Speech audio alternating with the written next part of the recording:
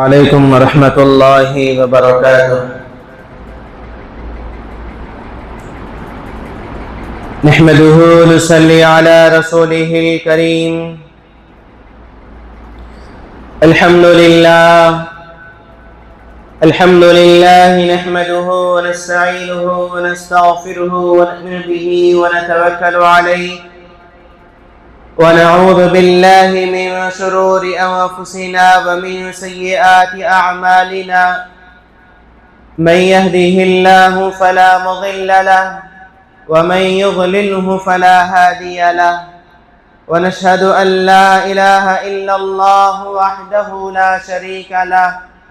ونشهد أن سيدنا وسندنا ونبينا ومولانا محمدا عبده ورسوله. وقال الله تبارك وتعالى في القرآن المجيد والفرقان الحميد: فأعوذ بالله من الشيطان الرجيم. بسم الله الرحمن الرحيم.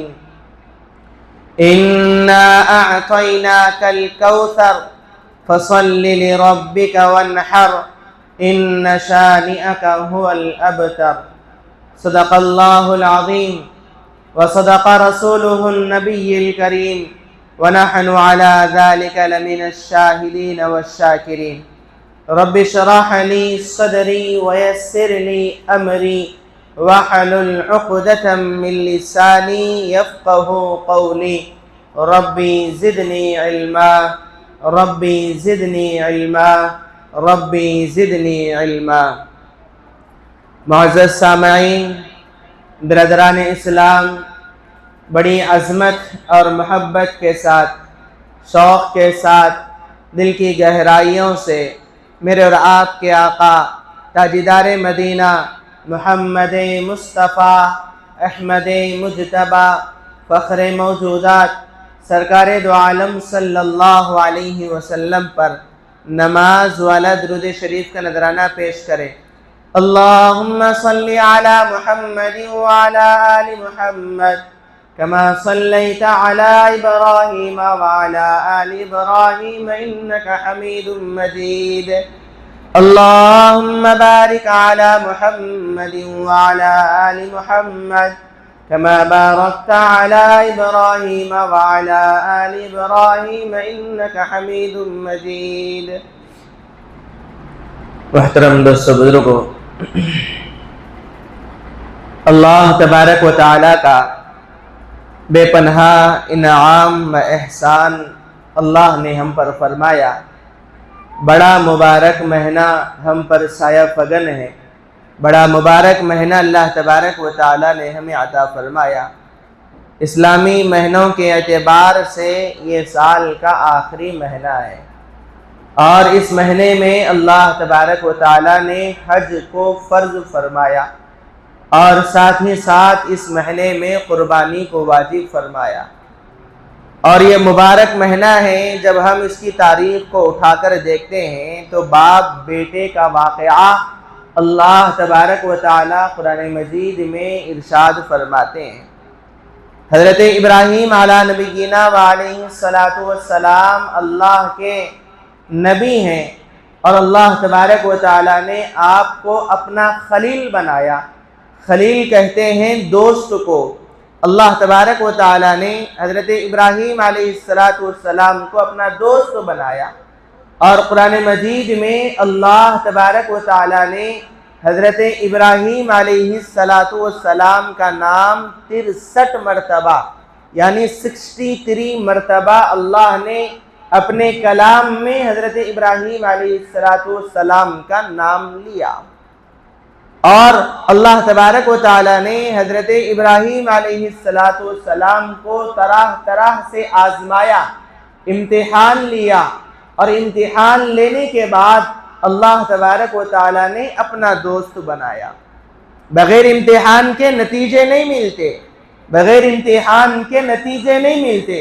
اور امتحان جس کا لیا جاتا ہے، اگر وہ امتحان میں کامیاب ہو تبھی وہ مقرب اور وہ معزز بنتا ہے. اور اگر امتحان میں ناکام ہو، فیل ہو جائے، کوئی اس کی قدر نہیں کرتے. حضرت ابراہیم علیہ السلام پر طرح طرح کے امتحانات ہوئے۔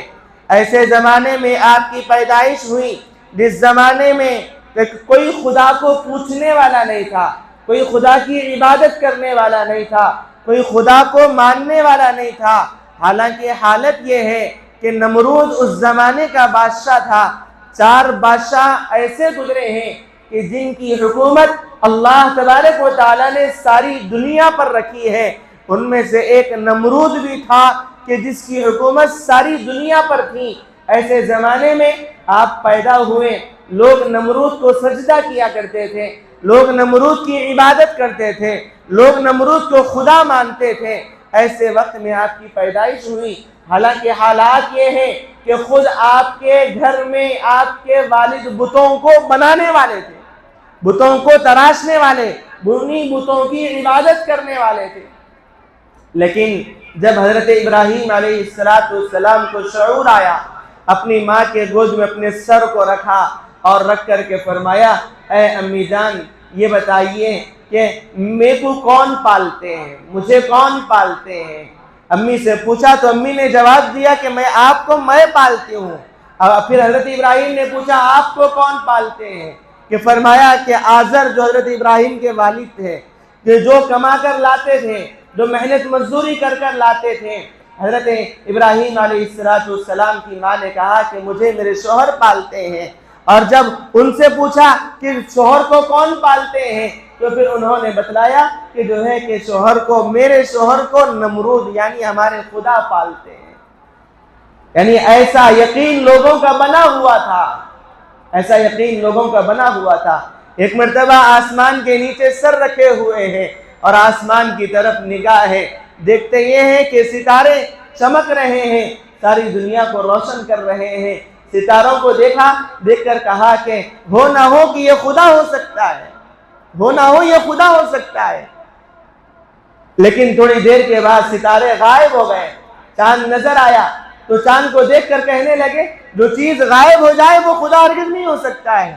چاند کو دیکھا، چاند اس سے بڑا نظر آیا، چاند اس سے بڑا نظر آیا اور اس کی روشنی ساری دنیا کو نظر آنے لگی۔ ساری دنیا کے لوگ جو ہے کہ چاند کو دیکھ کر جو ہے کہ اپنے سفر کو طے کرتے ہیں، ہو نہ ہو کہ یہ خدا ہے۔ لیکن جب صبح ہونے لگی، صبح ہونے سے پہلے پہلے کہ جو ہے کہ چاند غائب ہو گیا، چاند کی شعاعیں ختم ہو گئی، چاند کی روشنی ختم ہو گئی، چاند کی کرنیں ختم ہو گئی، تو جو ہے کہ دیکھا اس کے بعد جو نظر آیا کہ سورج نظر آیا۔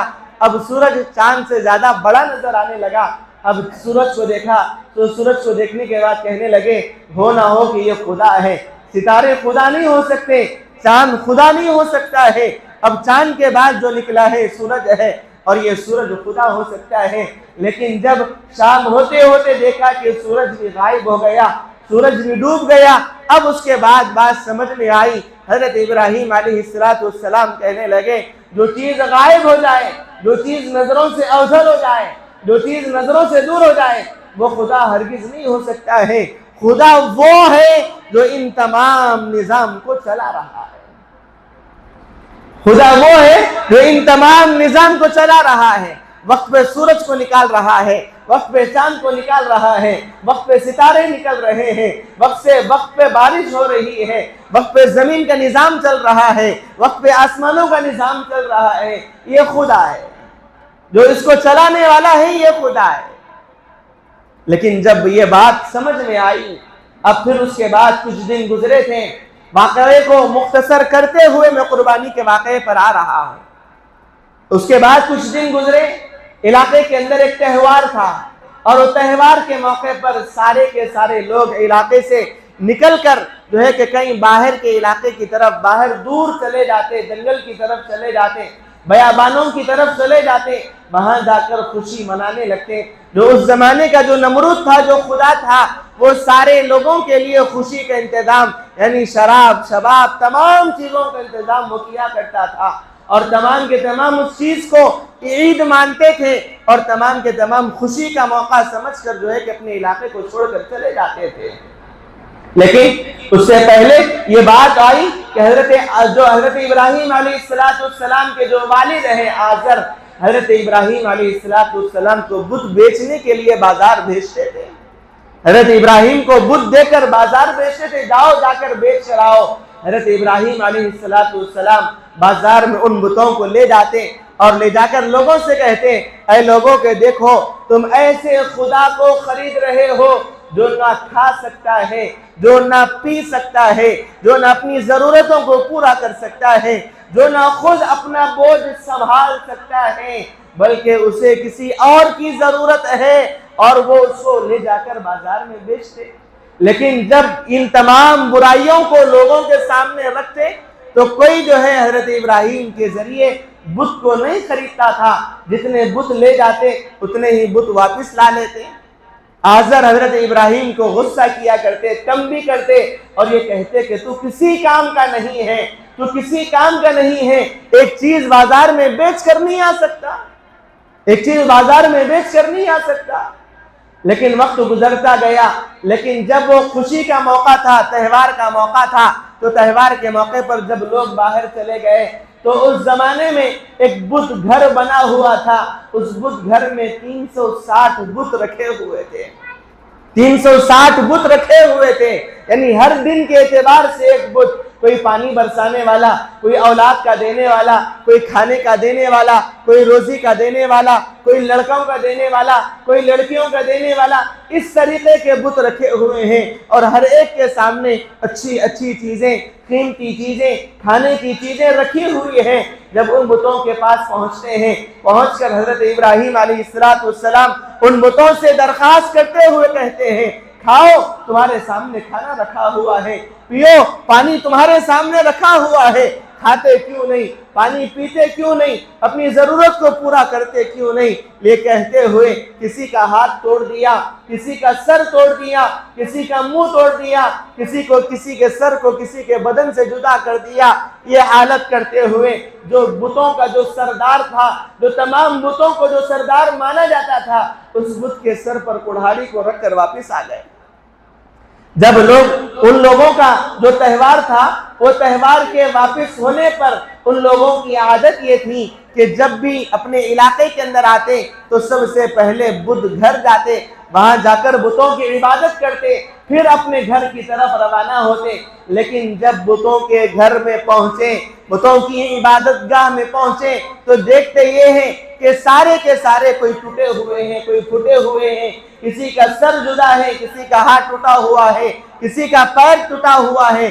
اب سارے کے سارے حیران ہو گئے, پریشان ہو گئے. اور جب یہ بات نمرود کے سامنے رکھی گئی, بادشاہ کے سامنے رکھی گئی, نمرود نے اعلان کر دیا کہ کون ہے کم بخت جس کی یہ حرکت ہے. لوگوں نے کہا کہ یہ آزر کا بیٹا ہے, ہو نہ ہو یہ وہی ہو سکتا ہے, اس لیے کہ یہ ہمارے خداؤں کو برا بھلا کہتا تھا, ہمارے خداؤں کو برا بھلا کہتا تھا, ہمارے خداؤں کو برا بھلا کہتا تھا. حضرت ابراہیم علیہ السلام کو بلایا گیا. حضرت ابراہیم علیہ السلام کو جب بلایا گیا, نمرود نے پوچھا, تمام لوگ جمع ہیں, تمام لوگوں کے سامنے پوچھا کہ بتاؤ ابراہیم یہ کس نے کیا. اگر چاہتے تو ابراہیم علیہ السلام جھوٹ بول سکتے تھے, لیکن آپ نے جھوٹ نہیں بولا. آپ نے یہ کہا, یہ جملہ اختیار کیا, اپنی حکمت اختیار کی تاکہ لوگوں کو بات سمجھ میں آئے, تاکہ لوگوں کو بات سمجھ میں آئے, لوگوں کو بات سمجھ میں آئے. آپ نے کہا کہ ہو نہ ہو کہ یہ سارا کام بڑے بت کا نظر آ رہا ہے, اس لیے کہ اس کے سر پر کڑھاڑی رکھی ہوئی ہے. اب سارے کے سارے کہنے لگے, ارے یہ کیسے ہو سکتا ہے, یہ ہاتھ سے اپنی ضرورتوں کو پورا نہیں کر سکتے ہیں, یہ کھا نہیں سکتے ہیں, یہ اپنی ضرورتوں کو, اپنے کھانے پینے کا انتظام نہیں کر سکتے ہیں. سارے کے سارے لوگ کہنے لگے. تو پھر حضرت ابراہیم علیہ السلام نے کہا, اے لوگوں کہ تم ایسے خداؤں کی عبادت کرتے ہو جو اپنی ضرورت پوری نہیں کر سکتا. لوگوں کو بات سمجھ میں آئی, لیکن نمرود تھا, ظالم تھا, وہ یہ سمجھنے لگا اگر لوگ ابراہیم کی بات کو تسلیم کر لیں تو پھر میری خدائی تو چلی گئی, میری بادشاہت تو ختم ہو جائے گی, لوگ مجھے خدا نہیں مانیں گے. اس نے فوراً اعلان کیا کہ خادموں کے جا کر جنگل سے لکڑیوں کو جمع کرو تاکہ ابراہیم کو جلا دیا جائے, ابراہیم کو جلا دیا جائے. کئی دن لکڑیوں کو جمع کرنے میں لگ گئے، کئی دنوں کے بعد حضرت ابراہیم علیہ السلام کو آگ میں ڈالا گیا۔ واقعے کو مختصر کرتے ہوئے کہتا ہوں، جب حضرت ابراہیم علیہ السلام آگ میں چلے گئے، آگ میں جانے سے پہلے اللہ تبارک و تعالیٰ نے حضرت جبرائیل علیہ السلام کو بھیجا۔ حضرت جبرائیل علیہ السلام آئے اور آ کر کہا، اے ابراہیم آپ حکم کر دیجئے، جس آگ کو ان ظالموں نے جلایا ہے آپ حکم کر دیجئے، ہم بارش کو برسا کر ساری آگ کو بجھا دیں گے، ساری آگ کو بجھا دیں گے۔ حضرت ابراہیم علیہ السلام نے کہا، اے جبرائیل یہ بتاؤ کہ اللہ نے یہ کہہ کر بھیجا ہے کہ جاؤ جا کر ابراہیم کی آگ بجھاؤ؟ یہ کہہ کر بھیجا ہے؟ نہیں، حضرت جبرائیل علیہ السلام نے کہا، اے ابراہیم، اللہ تبارک و تعالیٰ نے ایسے نہیں کہا، بلکہ یہ کہا کہ اگر ابراہیم چاہے تو مدد کر دینا، نہیں تو پھر واپس چلے آنا۔ حضرت ابراہیم علیہ السلام نے حضرت جبرائیل علیہ السلام کے جواب کو سنا تو سننے کے بعد فرمایا، اے جبرائیل مجھے تمہاری مدد کی ضرورت نہیں، مجھے تمہاری مدد کی ضرورت نہیں، میرا اللہ میرے لیے کافی ہے۔ جیسے ہی یہ جملہ حضرت ابراہیم نے اپنی زبان سے نکالا، اللہ تبارک و تعالیٰ نے آگ کو حکم دیا، قُلْنَا يَا نَارُ كُونِي بَرْدًا وَسَلَامًا عَلَىٰ إِبْرَاهِيمَ، اے آگ گلے گلزار بن جا حضرت ابراہیم کے لیے، نہ اتنی زیادہ ٹھنڈی بن کے میرے ابراہیم کو تکلیف ہو، نہ اتنی زیادہ گرم بن کے میرے ابراہیم کو تکلیف ہو۔ 40 دن حضرت ابراہیم علیہ السلام اس آگ میں رہے۔ 40 دن کے بعد جب آگ سے واپس آئے تو لوگوں نے دیکھا کہ حضرت ابراہیم پہلے سے زیادہ خوبصورت نظر آ رہے ہیں، پہلے سے زیادہ خوبصورت نظر آ رہے ہیں۔ اس کے بعد کئی اور امتحانات ہوئے، آپ کو علاقہ چھوڑنا پڑا، اپنے علاقے اپنے مادر وطن کو چھوڑنا پڑا، آپ کے علاقے سے آپ کو نکال دیا گیا۔ اور پھر اس کے بعد راستے میں ایک بادشاہ سے ملاقات، ایک بادشاہ نے حضرت ابراہیم کو قید کر لیا۔ حضرت سارہ بھی آپ کے ساتھ میں تھی، جو حضرت ابراہیم علیہ السلام کی پہلی بیوی ہے، پہلی اہلیہ محترمہ ہے، حضرت سارہ آپ کے ساتھ میں تھی۔ حضرت سارہ کے ساتھ اس نے بدنیتی کرنے کی کوشش کی، لیکن اللہ تبارک و تعالیٰ نے اس بادشاہ کے ہاتھ کو شل کر دیا، اس کے پیر کو شل کر دیا، یعنی فالج کا اٹیک اس بادشاہ کو ہو گیا۔ 1 مرتبہ ہوا، 2 مرتبہ ہوا، 3 مرتبہ کی حالت کو دیکھ کر بادشاہ کہنے لگا، آپ اللہ کے بندے ہیں، آپ اللہ کے راستے میں نکل جائیے، میں آپ کو کسی قسم کی تکلیف نہیں پہنچاؤں گا۔ لیکن جاتے جاتے اس بادشاہ نے اپنی بیٹی، اپنی جو ہے کہ اپنی شہزادی حضرت ہاجرہ علیہ السلام کو آپ کے حوالے کر دیا، اور یہ شرط لگا کر کہ آپ ان کے ساتھ نکاح کر لیں، آپ ان کے ساتھ نکاح کر لیں۔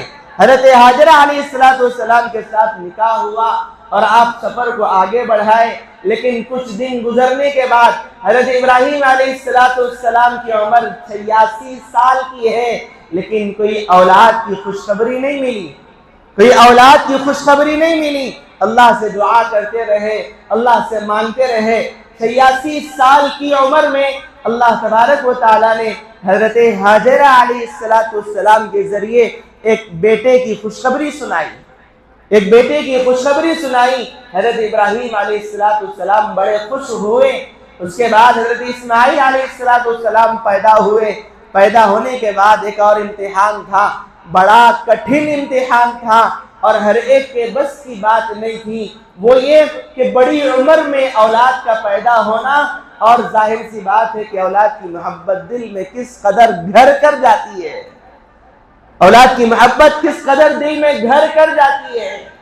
ظاہر سی بات ہے کہ ابراہیم علیہ السلام کو حضرت اسماعیل علیہ السلام سے محبت تھی، لیکن اللہ کا حکم تھا کہ آپ حضرت اسماعیل کو، حضرت ہاجرہ کو اپنے سے جدا کرو، ایک چٹیل میدان کی طرف لے جا کر چھوڑو، ایک چٹیل میدان کی طرف لے جا کر چھوڑو۔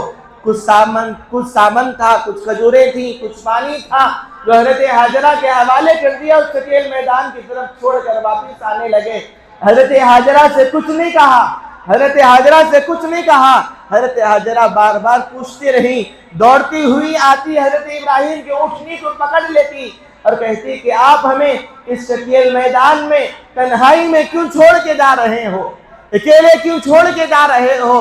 حضرت ابراہیم کی آنکھوں سے آنسو جاری ہے, لیکن بیوی کو کوئی جواب نہیں دے سک رہے ہیں. حضرت حاجرہ نے کئی مرتبہ کے پوچھنے کے بعد یہ جملہ اپنی زبان سے نکالا, اے ابراہیم یہ تو بتاؤ کیا یہ اللہ کا حکم ہے, کیا یہ اللہ کا حکم ہے. حضرت ابراہیم علیہ السلام نے اپنی گردن کو جھکاتے ہوئے کہا کہ ہاں یہ اللہ کا حکم ہے. جیسے ہی یہ سننا تھا, حضرت حاجرہ علیہ السلام کہنے لگی جب یہ اللہ کا حکم ہے تو پھر اللہ ہمیں ضائع اور برباد نہیں کرے گا, جاؤ جاؤ. حضرت ابراہیم علیہ السلام وہاں سے روانہ ہو گئے. لیکن حکم یہ ملا کہ اپنے بیٹے سے نہیں مل سکتے, اپنی بیوی سے نہیں مل سکتے, اور اگر ملنا بھی ہے تو پھر چند سال چھوڑنے پڑیں گے. روایتوں میں بات ملتی ہے کہ 2 سال میں ایک مرتبہ بیوی اور بچے سے ملنے کا حکم اللہ تبارک و تعالی نے دیا تھا. ایک روایت کے مطابق 6 سال کے بعد بیوی اور بچے سے ملنے کا حکم اللہ تبارک و تعالی نے دیا تھا. کیسا کٹھن سفر ہوگا, کیسا کٹھن مسئلہ ہوگا. جو کھانے کا جو سامان تھا وہ سامان ختم ہو گیا, کتنے دن چل سکتا تھا. کھجوریں تھی, کھجوریں ختم ہو گئی. پانی تھا, پانی ختم ہو گیا. حالت یہ تھی کہ جو ہے کہ اب کھانے کے بھوک کے لالے پڑ گئے, کئی دن کے فاقے گزر گئے. ماں بے چین و بے قرار ہے, اگر نہیں کھائیں گے تو مر جائیں گے. حالت یہ ہو گئی. اس حالت میں کبھی صفا کی پہاڑی پر ماں چڑھ رہی ہے, کبھی مروہ کی پہاڑی پر ماں چڑھ رہی ہے. آج صفا مروہ میں سعی لگانا آسان ہے, لیکن اس زمانے میں صفا مروہ کی پہاڑی جو تھی بڑی نوکدار پہاڑی تھی, بڑی نوکدار پہاڑی اور بڑی اونچی پہاڑی تھی. آج تو نظر بھی نہیں آتا, اونچے پہاڑ نظر بھی نہیں آتے. آج تو سہولت اتنی زیادہ ہو گئی کہ ایئر کنڈیشن بنا دیا گیا, ایک راستہ بنا دیا گیا, ایسیاں لگا دیے گئے. لیکن وہ زمانہ بڑا کٹھن زمانہ تھا. صفا مروہ کی سعی, حضرت حاجرہ علیہ السلام کبھی صفا کی پہاڑی پر چڑھ رہی ہے اس نیت سے کہ کوئی قافلہ گزرتا ہوا نظر آ جائے, تاکہ میں اس قافلے والوں کو دیکھ کر پانی مانگ لوں تاکہ کچھ پانی مل جائے, کھانے کا سامان مل جائے. لیکن جب صفا کی پہاڑی پر نا امید ہو کر واپس لوٹ رہی ہے اس نیت سے کہ میں اپنے لخت جگر کو اکیلا چھوڑ کر, تنہا چھوڑ کر واپس آئی ہوں, بیٹے کے پاس پہنچتی ہے, بیٹے کو اپنے سینے سے لگاتی ہے اور روتی ہوئی پھر مروہ کی پہاڑی پر چڑھتی ہے. 7 چکر حضرت حاجرہ علیہ السلام نے صفا اور مروہ کی لگائے. اللہ کو یہ عمل اتنا پسند آیا کہ 7ویں چکر کے ختم پر حضرت جبرائیل علیہ السلام کو بھیجا, اور حضرت جبرائیل علیہ السلام آ کر اپنے پر کو مارتے ہیں جہاں پر حضرت اسماعیل اپنے ایریوں کو رگڑ رہے تھے. جہاں سے رگڑا وہیں سے اللہ تبارک و تعالیٰ نے پانی کے فواروں کو نکالا. زمزم یعنی حضرت حاجرہ علیہ السلام اس پانی کو روکنے لگی اور بازو میں باڑ بنانے لگی, مٹھی کو جو ہے کہ اونچا کرنے لگی تاکہ پانی زیادہ دور تک نہ پھیلے. روایتوں میں بات ملتی ہے, حضرت پیران پیر محبوب سبحانی نے نقل فرمایا اگر اس موقع پر حضرت حاجرہ علیہ السلام زمزم نہ کہتی, اللہ تبارک و تعالیٰ اس پانی کو ساری دنیا میں پہنچا دیتا تھا. اس پانی کو ساری دنیا میں آج بھی پہنچ رہا ہے, آج بھی وہ پانی ساری دنیا ہر گھر میں پہنچا ہے, اور پانی کی برکت ہے. پانی میں اللہ تبارک و تعالیٰ نے شفا رکھا ہے. اگر کوئی بھوک کی حالت میں وہ پانی پیے اللہ پاک اس کی بھوک کو مٹا دیں گے.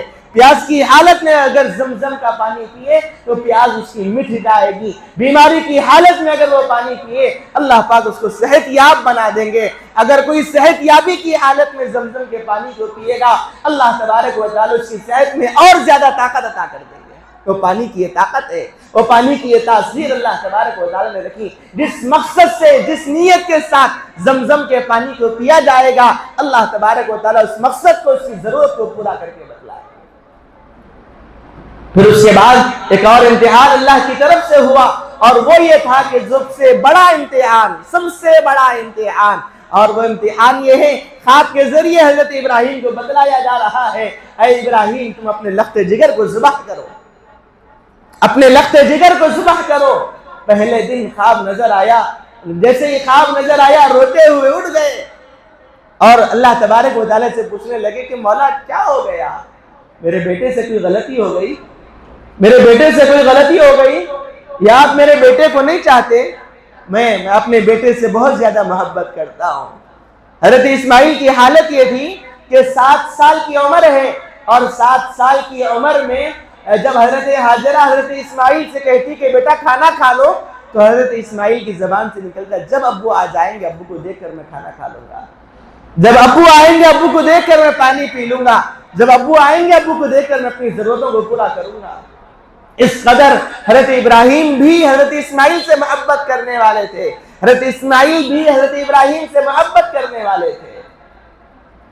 لیکن اللہ نے خواب کے ذریعے بتلایا، پہلے دن خواب نظر آیا، دوسرے دن خواب نظر آیا، تیسرے دن اللہ تبارک و تعالی نے خود کہا اے ابراہیم میرا حکم ہے، میرا حکم ہے اپنے لخت جگر کو ذبح کرو، اپنے لخت جگر کو ذبح کرو۔ حضرت ابراہیم علیہ السلام اس خواب کے نظر آنے کے بعد چھری کو تیز کرتے ہیں اور کپڑے میں لپیٹ کر دروازے کے پیچھے رکھ دیتے ہیں۔ دوسرے دن حضرت ہاجرہ سے فرماتے ہیں کہ اے ہاجرہ اپنے لخت جگر کو تیار کرو، اپنے نور نظر کو تیار کرو، اور اس لیے کہ جو ہے کہ میں اپنے بیٹے کو گھمانے کے لیے لے جا رہا ہوں، اپنے بیٹے کو گھمانے کے لیے لے جا رہا ہوں۔ صرف یہ ایک مرتبہ نہیں ہوا، ایسے پہلے بھی کئی مرتبہ ایسے جو ہے کہ سفر حضرت ابراہیم نے حضرت اسماعیل علیہ السلام کے ساتھ کیے تھے، لیکن وہ سفر کی حالت یہ ہوتی تھی کہ حضرت ابراہیم دوڑتے تھے، حضرت اسماعیل آ کر پیچھے سے پکڑ لیتے تھے، کبھی حضرت اسماعیل دوڑتے تھے، حضرت ابراہیم جا کر حضرت اسماعیل کو پکڑ لیتے تھے۔ لیکن وہ سفر شروع ہوا کہ قربانی کرنے کے لیے جا رہے ہیں، قربانی کرنے کے لیے جا رہے ہیں، لیکن جب بیٹا بھاگ رہا ہے، حضرت اسماعیل علیہ السلام بھاگ رہے ہیں، لیکن ابو پیچھے دوڑ کے نہیں آ رہے ہیں۔ کچھ دور آگے بھاگنے کے بعد پھر حضرت اسماعیل علیہ السلام دوڑتے ہوئے اپنے ابو کے پاس آتے ہیں، دیکھتے ہی ہیں کہ حضرت ابراہیم کی آنکھوں سے آنسو جاری ہیں۔ حضرت اسماعیل نے اپنے ابو کو اپنے سینے سے لگایا اور لگا کر کہا کہ ابو کیا بات ہے، آج آپ مجھے نہیں پکڑتے، آج آپ مجھے نہیں پکڑتے، آج آپ رو رہے کیوں ہو، رونے کی وجہ کیا ہے؟ ابو نے بتلایا کہ اے اسماعیل، اللہ نے مجھے حکم دیا ہے کہ میں تجھے ذبح کروں۔ پہلا سوال یہ تھا کہ میں تجھے ذبح کروں گا، میں تجھے ذبح کروں گا۔ حضرت اسماعیل علیہ السلام نے کہا ابو آپ مجھے ذبح کرو گے، آپ مجھے قتل کرو گے، آپ مجھے ذبح کرو گے؟ حضرت اسماعیل علیہ السلام حضرت ابراہیم علیہ السلام کی آنکھوں سے آنسو جاری ہو گئے، دھاڑے مار کر رونے لگے اور کہا کہ بیٹا میں ذبح نہیں کرتا، بلکہ یہ اللہ کا حکم ہے، بلکہ یہ اللہ کا حکم ہے۔ حضرت اسماعیل علیہ السلام نے کہا اے ابو، اے میرے ابو، اگر یہ اللہ کا حکم ہے تو پھر اللہ پاک مجھے ضائع نہیں کرے گا، اللہ کا حکم ہے تو میں اللہ کے نام پہ قربان ہونے کے لیے تیار ہوں، اللہ کا حکم ہے اللہ کے نام پہ اپنی جان کو دینے کے لیے تیار ہوں۔ پھر راستے میں شیطان نے 3 جگہ حضرت اسماعیل کو بہکایا، حضرت ابراہیم کو بہکایا، حضرت ہاجرہ علیہ السلام کو بہکایا۔ جہاں پر حضرت ابراہیم نے کنکریاں ماری، حضرت اسماعیل نے کنکریاں ماری، حضرت ہاجرہ نے شیطان کو کنکریاں ماری، ان کا یہ عمل اللہ کو اس قدر پسند آیا کہ تمام حجاج کرام کو یہ حکم دیا کہ جب حج کرنے کے لیے جاؤ تو وہاں پر جو ہے کہ شیطان کو کنکریاں مارو۔ پھر اس کے بعد مینا کے میدان میں ایک جگہ حضرت جبرائیل علیہ السلام کے ذریعے بتلا دی گئی کہ یہاں پر تمہیں ذبح کرنا ہے۔ آج بھی وہاں پر بتلایا جاتا ہے مینا کے میدان میں، یہاں پر حضرت اسماعیل علیہ السلام کو ذبح کرنے کے لیے حضرت ابراہیم علیہ السلام لے کر آئے تھے، آج بھی یہ بتلایا جاتا ہے۔ لیکن جب ذبح کرنے کے لیے پہنچے، حضرت اسماعیل علیہ السلام کو لکھا دیا گیا۔ کچھ دیر کے بعد حضرت اسماعیل علیہ السلام کہنے لگے کہ ابو رک جاؤ، ابو رک جاؤ۔ حضرت اسماعیل علیہ السلام کھڑے ہوئے اور کھڑے ہو کر کہا کہ اے میرے ابو، کیا تم میرا کفن لے کر آئے ہو؟ یہ بات کیسی جو ہے کہ کس باپ کے دل کو جو ہے کہ برداشت کر سکتی ہے؟ کیا کوئی باپ اپنے بیٹے کا کفن لے کے گھومتا ہے؟ فوراً اس کے بعد حضرت ابراہیم علیہ السلام نے کہا کہ بیٹا کہ نہیں، بیٹا نہیں، آنکھوں سے آنسو جاری ہیں۔ حضرت اسماعیل علیہ السلام خود اپنے کرتے کو، اپنی چادر کو خود اتارا اور خود اتار کے کہا کہ ابو جب آپ مجھے ذبح کر دو گے، ذبح کرنے کے بعد اس کپڑے میں مجھے لپیٹ دینا۔ اس موقع پر حضرت اسماعیل کی عمر 7 سال کی ہے۔ اس کپڑے میں مجھے لپیٹ دینا۔ حضرت اسماعیل علیہ السلام پھر تھوڑی دیر کے بعد پھر لٹا دیے۔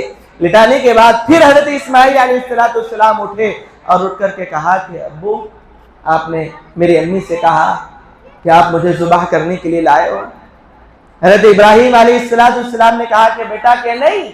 تو اس موقع پر حضرت اسماعیل علیہ السلام نے کہا ابو اگر آپ میری امی سے کہہ دیتے تو میں گھر سے نکلتے نکلتے امی کی پیشانی کو چوم کے نکل جاتا، امی کی پیشانی کو چوم کے نکل جاتا، آخری دیدار آپ کا کر لیتا، آخری محبت کا اظہار آپ سے کر لیتا، آخری محبت کا اظہار آپ سے کر لیتا۔ پھر اس کے بعد حضرت ابراہیم علیہ السلام پھر حضرت اسماعیل کو لٹا دیتے ہیں۔ لٹانے کے بعد حضرت ابراہیم علیہ السلام ذبح کرنے میں تھوڑی تاخیر کر رہے ہیں، کہیں اللہ کا حکم آ جائے ابراہیم کے رک جاؤ، بیٹے کو ذبح نہ کرو، یہ اللہ کے حکم کے انتظار میں ہے۔ لیکن اللہ کا حکم ہے کہ نہیں ابراہیم کہ تم ذبح کرو، تم ذبح کرو، تم ذبح کرو۔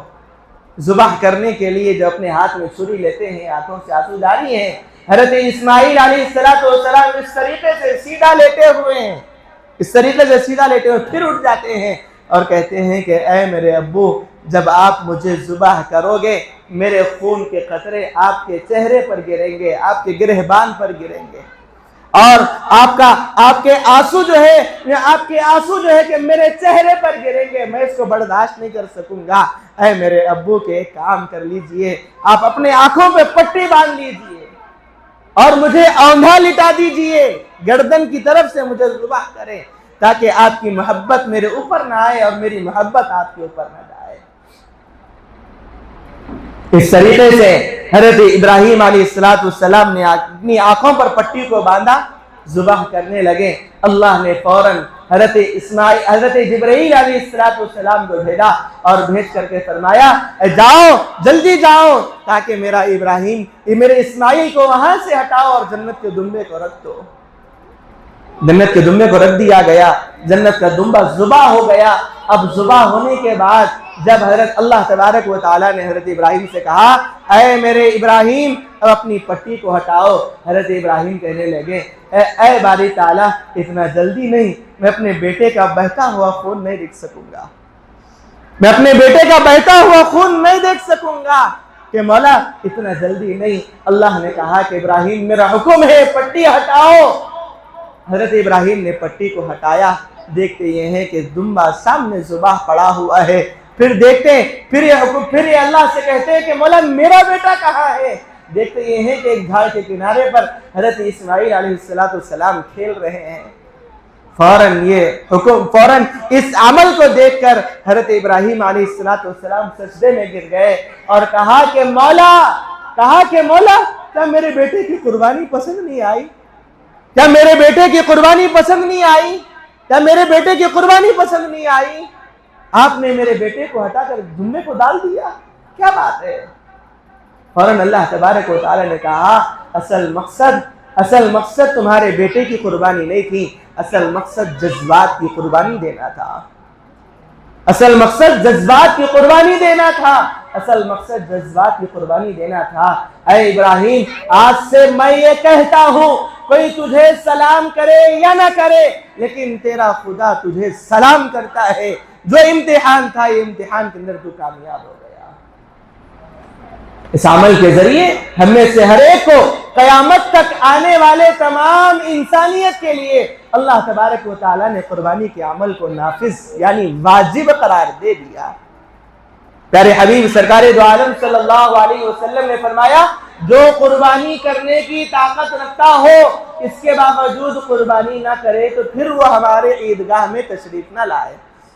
حضرت اللہ کے رسول صلی اللہ علیہ وسلم حضرت فاطمہ رضی اللہ عنہا سے کہنے لگے، اے میری بیٹی، اے لخت جگر، اے نور نظر، جب قربانی کا وقت آئے قربانی کرنے کی جگہ پہ تم کھڑی رہو، قربانی کرنے کی جگہ پہ تم کھڑی رہو۔ حضرت فاطمہ نے پوچھا، اے میرے ابو کیا ملے گا؟ حضرت اللہ کے رسول صلی اللہ علیہ وسلم نے فرمایا، جس جانور کو تم ذبح کرو گے اس کا خون کا قطرہ زمین پر گرنے سے پہلے اللہ تبارک و تعالیٰ تمہارے سارے گناہوں کو معاف کر دے گا، تمہارے سارے گناہوں کو معاف کر دے گا، اور جتنے خون کے قطرے زمین پر گریں گے اللہ تبارک و تعالیٰ اتنے درجات کو تمہارے حق میں بلند کرے گا۔ اور پھر آگے فرمایا، اتنا ہی نہیں بلکہ جس جانور کو تم ذبح کر رہے ہو اس کے جسم پر جتنے بال ہیں ہر بال کے بدلے ایک نیکی ملے گی۔ صحابہ نے پوچھا، یا رسول اللہ، بعض جانور ایسے ہوتے ہیں جن کے جسم پہ بال نہیں ہوتی بلکہ اون ہوتی ہے، روئی ہوتی ہے، ان کے جسم کے اوپر کیا ملے گا؟ اللہ کے رسول صلی اللہ علیہ وسلم نے فرمایا، ہر روئی کے ایک بال کے عوض میں ایک نیکی ملے گی، ہر روئی کے ایک بال کے عوض میں ایک نیکی ملے گی۔ اور قربانی کن جانوروں کی قربانی کی جاتی ہے کہ فرمایا کہ بھیڑ، بکری، یا اور جو ہے کہ بڑے جانوروں کے اندر چھوٹے جانور میں ایک آدمی کی جانب سے ایک قربانی ہوگی، اور بڑے جانور میں 7 آدمیوں کے جانب سے ایک جانور میں قربانی ہوگی۔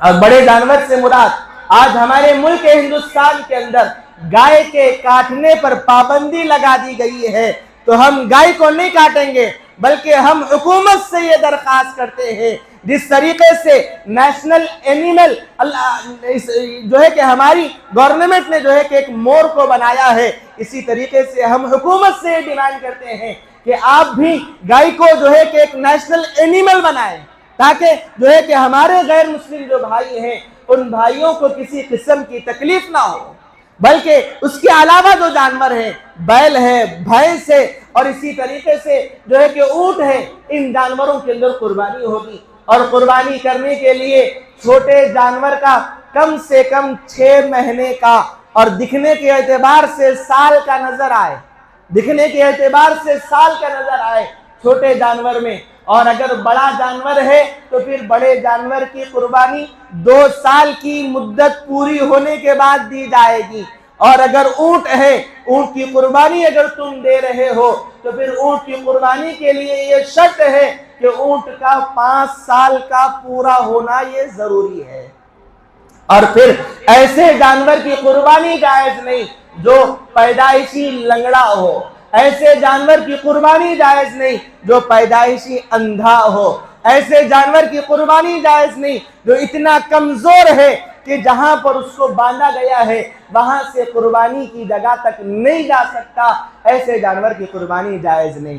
اور ایک اللہ کے رسول صلی اللہ علیہ وسلم نے ایک موقع پر ارشاد فرمایا، تم جس جانور کی قربانی دو گے وہ جانور کل قیامت کے دن اللہ تبارک و تعالیٰ اس جانور کو زندہ کریں گے، اور وہ جانور تمہارے سامنے کھڑا رہے گا، اور اسی جانور پر سوار ہو کر تم پل صراط کو پار کرو گے۔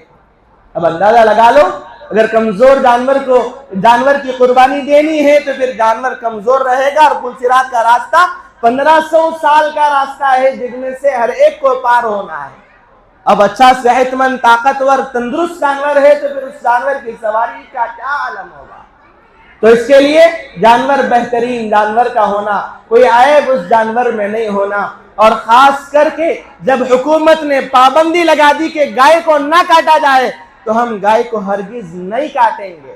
اور اگر اس کے خلاف ورزی اگر کوئی کرتا ہے، روایتوں میں بات ملتی ہے کہ تم جس ملک میں رہتے ہو اس ملک کا قانون ماننا تمہاری ذمہ داری ہے، اور اگر تم قانون کی خلاف ورزی کرتے ہو اللہ تبارک و تعالیٰ اس کے عوض تمہارے اوپر گناہ کو لازم کرے گا، یعنی گنہگار تم قرار دیے جاؤ گے، یعنی گنہگار تم قرار دیے جاؤ گے، اللہ کی نگاہ میں تم مجرم بنو گے۔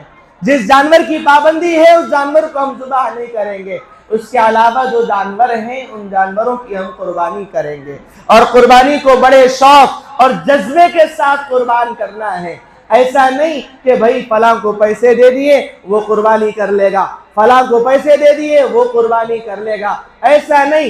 جس جانور کی قربانی تم دے رہے ہو پہلے جاؤ جا کر اس جانور کو دیکھو, اس کے چلن پھرن کو دیکھو, اس کی طاقت کو محسوس کرو, اس کو یہاں پر لا کر اپنے گھر کے پاس باندھو, راستے میں نہ باندھو.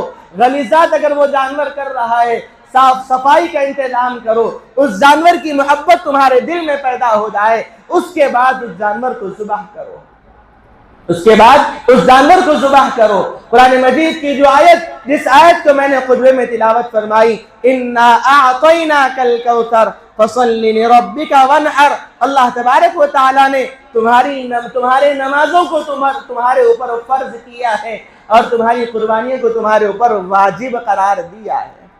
نمازیں فرض ہے اور قربانیاں واجب ہے. کسی نے آ کر پوچھا, اللہ کے رسول صلی اللہ علیہ وسلم ہماری قربانی کیسے قبول ہوگی؟ اللہ کے رسول صلی اللہ علیہ وسلم نے فرمایا, اگر تم 5 وقت کی نمازوں کا اہتمام کرو گے اللہ تبارک و تعالیٰ تمہاری قربانی کو قبول کرے گا. اب قربانی کرنے کے بعد اللہ تبارک و تعالیٰ نے فرمایا, ایک بات کہہ کر اپنی بات کو ختم کر دو, لَن يَنَالَ اللَّهَ لُحُومُهَا وَلَا دِمَاؤُهَا وَلَكِنْ يَنَالُهُ التَّقْوَىٰ مِنكُمْ. جس جانور کو تم ذبح کر رہے ہو نہ اس جانور کا خون اللہ کے پاس پہنچتا ہے, نہ اس جانور کا گوشت اللہ کے پاس پہنچتا ہے, نہ اس جانور کی ہڈیاں اللہ کے پاس پہنچتی ہے, بلکہ فرمایا نہ خون پہنچتا ہے, نہ گوشت پہنچتا ہے, نہ ہڈیاں پہنچتی ہے.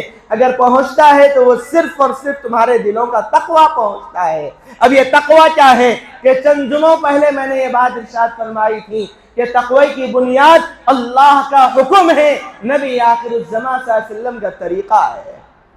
اگر یہ ہمارے دلوں میں ہے, اللہ کا ڈر ہمارے دلوں میں ہے, تو پھر ہماری قربانیاں قبول ہوگی. تو اس نیت سے قربانیاں کریں گے انشاءاللہ. اور اسی طریقے سے 9 ذی الحجہ کی صبح سے فجر کی نماز سے 13 ذی الحجہ کی مغرب تک ہر نماز کے بعد تکبیر کہنا واجب ہے. اور یہ تکبیر یہ ہے, اللہ اکبر اللہ اکبر لا الہ الا اللہ واللہ اکبر اللہ اکبر وللہ الحمد. 1 مرتبہ کہنا, بعض روایتوں کے مطابق 3 مرتبہ کہنے کا حکم ہے, لیکن 1 مرتبہ کہنا واجب ہے. اور پھر فرمایا 9 ذی الحجہ کے دن روزہ رکھنا. 9 ذی الحجہ کا دن عرفہ کا دن ہوتا ہے. اس دن تمام حجاج کرام عرفہ کے میدان میں جمع ہوتے ہیں. عرفہ کے میدان محشر کے میدان کے مانند ہوتا ہے. سارے لوگ اللہ کی بارگاہ میں دعا کر رہے ہیں, گڑ گڑا رہے ہیں, اللہ سے معافی مانگ رہے ہیں. اللہ کے رسول نے فرمایا, اگر کوئی اس دن روزہ رکھے میں امید کرتا ہوں اللہ تبارک و تعالیٰ اس کے 1 سال پچھلے اور 1 سال آئندہ کے گناہ اللہ تبارک و تعالیٰ معاف کریں گے. اور یہ 9 ذی الحجہ کا دن آنے والا جو چہارشنبہ ہے, یہ چہارشنبے کا دن ہے. اور جمعرات کے دن ہماری بقرعید یعنی عید الاضحیٰ کا دن ہوگا, جس دن قربانی ہمیں کرنی ہے. اور قربانی کرنے کے 3 دن ہیں, 10 ذی الحجہ, 11 ذی الحجہ, 12 ذی الحجہ کی مغرب تک کا وقت ہے. چاہے دن میں قربانی کرو چاہے رات میں قربانی کرو, قربانی ہماری ادا ہو جائے گی. پیارے حبیب سرکار دو عالم صلی اللہ علیہ وسلم نے فرمایا, یہ 3 دنوں میں قربانی, اگر کوئی قربانی کرنے کی طاقت رکھتا ہو, اگر وہ قربانی نہ کرے تو پھر اس کے بارے میں رسول اللہ صلی اللہ علیہ وسلم نے وعید بیان فرمائی. اور ان 3 دنوں میں سب سے زیادہ پسندیدہ عمل اللہ کے نزدیک اگر کوئی ہے تو وہ صرف اور صرف قربانی کا عمل ہے, وہ صرف اور صرف قربانی کا عمل ہے. یہاں تک کہ علماء کرام نے فرمایا, اگر قربانی قرضہ لے کر تم دے سکتے ہو تو قربانی کرو, اس لیے کہ سال میں 3 دن آتے ہیں. یہ سال میں 3 دن آتے ہیں. قرضے کو تم بعد میں ادا کر سکتے ہو, قرضہ ادا کرنے کی طاقت تمہارے پاس موجود ہے تو پھر قرضہ لے کر قربانی کرو. تو مطلب یہ ہے اس کی اہمیت کو بتلانا ہے. کسی کو چھوٹ نہیں ہے, کسی کو چھوٹ نہیں ہے. جس کے پاس سونا ہے, جس کے پاس 52.5 تولے چاندی کی قیمت ہے. گزشتہ جمعے میں نے یہ جملہ کہا تھا, اگر جس کے پاس اسمارٹ فون یعنی موبائل فون موجود ہے جو 1 سال سے زیادہ وہ استعمال کر رہا ہے تو پھر اس کے اوپر بھی قربانی واجب ہے.